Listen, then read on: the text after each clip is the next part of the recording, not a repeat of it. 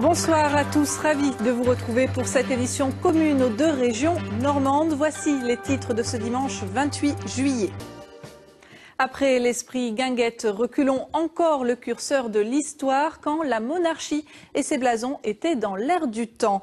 Pas complètement démodés, les armoiries fascinent encore si l'on en croit le carnet de commandes d'un héraldiste normand. Reportage à Fontaine-Henri dans le Calvados de Pauline Latruite, France Baudereau et Joséphine Mainfire.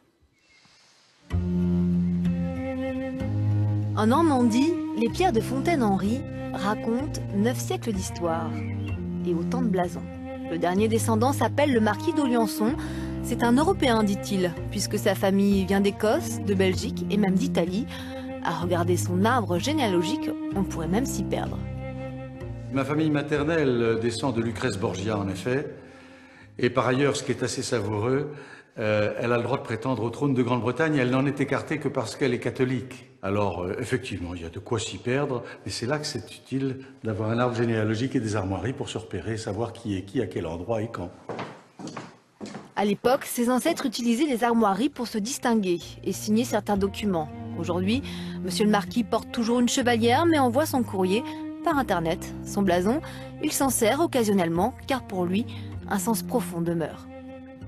C'est une transmission, ce n'est pas un retour vers le passé, c'est peut-être le moyen de conserver à chaque génération le meilleur de cette génération pour que ce ne soit pas perdu pour les générations suivantes. Je crois que c'est ça l'esprit de la chose.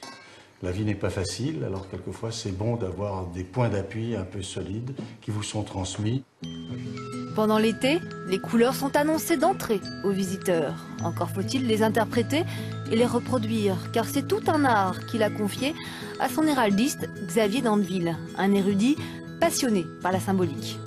Aujourd'hui, il travaille pour tout le monde, des nobles, des bourgeois, mais aussi des personnes comme vous et moi, qui veulent graver sur une bague ou une assiette une image. C'est quelque chose qui a un regain d'intérêt aujourd'hui particulièrement. Et donc j'allais dire, c'est pour ça que je vous dis, je passe à peu près moitié de mon temps à créer de nouveaux blasons et l'autre moitié à reproduire. Et pour une création, Xavier d'Andeville a besoin de s'imprégner des lieux et du personnage. Françoise Robin a dû confier son histoire, ses motivations.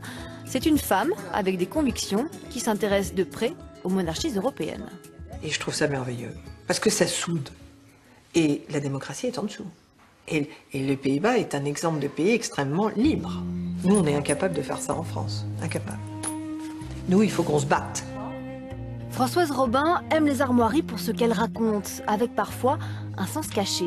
Cette gerbe de blé, par exemple, traduit son goût pour le travail. Mais arrêtons-nous sur ce détail, ce lien rouge qui évoque son père, un bourgeois chrétien et militant marxiste dans le 16e arrondissement de Paris. Effectivement, de servir la messe rue de la Pompe et puis après de vendre l'humain sur la place de Passy. C'est vrai que forcément, moi, c'est vraiment que ça me fait un peu sourire. Et je trouvais que c'était quand même intéressant quand même de le symboliser d'une façon sobre. Car cette bague sera le reflet de toute son histoire et de ses valeurs. Une manière pour elle de les affirmer, pour les transmettre à ses enfants.